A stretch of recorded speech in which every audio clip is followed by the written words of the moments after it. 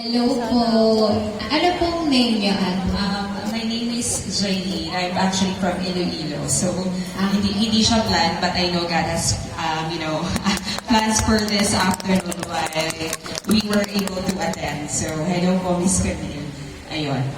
Question lang po, because you mentioned a while back about waiting and patience, and then enduring while you're in pain. So, ang question po is, for those sa mga nasa waiting seasons, for example, sa mga singles, and may mga singles po. Ayun, so, ano po yung practical advice nyo in this modern age of like instant gratification, online dating? So, how do you handle or how will you advise yung mga singles when it comes to waiting? And when we say waiting, it's like more an active waiting, not just the passing lang na waiting or passive. But ano yung sa modern world na ngayon, kasi nag-evolve na eh. Iba na po yung panahon ng courtship, dating, marriage.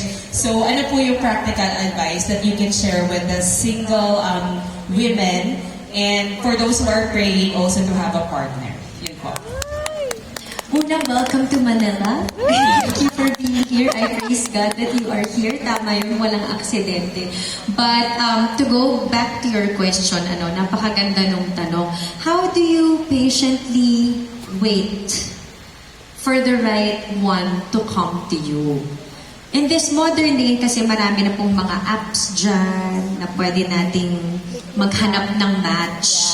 And to be honest, dahil hindi na po ako makarelate sa kung ano na ang dating season ngayon, I believe that most of you are from CCF. So meaning, somehow you already know kung ano ang gusto nyong hanapin sa gusto nyong maging boyfriend. Second is, I'm also pretty sure if you are very active in church and you attend services, is you also hear messages about God's will for us. So I think this is again a matter of control. 'Di ba? Kanina po pinag-uusapan natin na minsan kasi sa buhay gusto nating kontrolin yung mga bagay-bagay. Gusto natin pag may gusto tayong mangyari agad-agad makuha natin siya. But God and God's kingdom, it doesn't work that way. It's very important for God na yung timing niya palagi yung nasusunod. And kaya tayo nagsustruggle with waiting is because para tayong nakikipag tug of war kay God, di ba? We want it our way, but God also wants it His way. So there's a struggle in between. So siguro my advice to the single ladies is to use this time to really focus on your walk with God. That's first. Second is, enjoyin nyo muna yung walang partner. I come from someone who is married and andyan yung kasama ko sa labas kaya chine-check ko lang baka nandito kasi siya. But sometimes I look forward to having me time.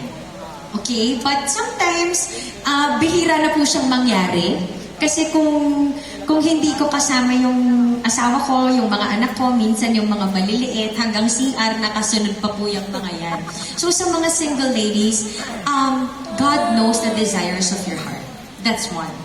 If you really keep praying for it, I know waiting can seem very, very hard because, again, hindi natin nakikita yung future. And that we cannot control. So as we wait, the best thing to do is to really strengthen your walk with the Lord.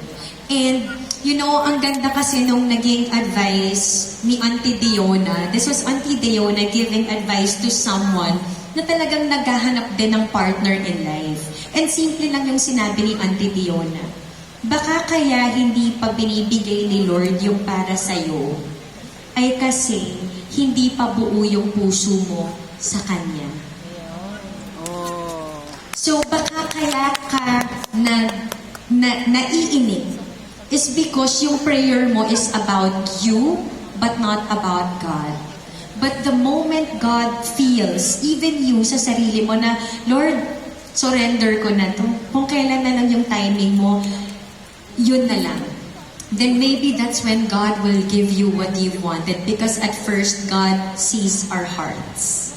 Are we praying and waiting so that we will get what we want? Or are we praying and waiting so that God's will happen in our life? So yun. Yes, ang mga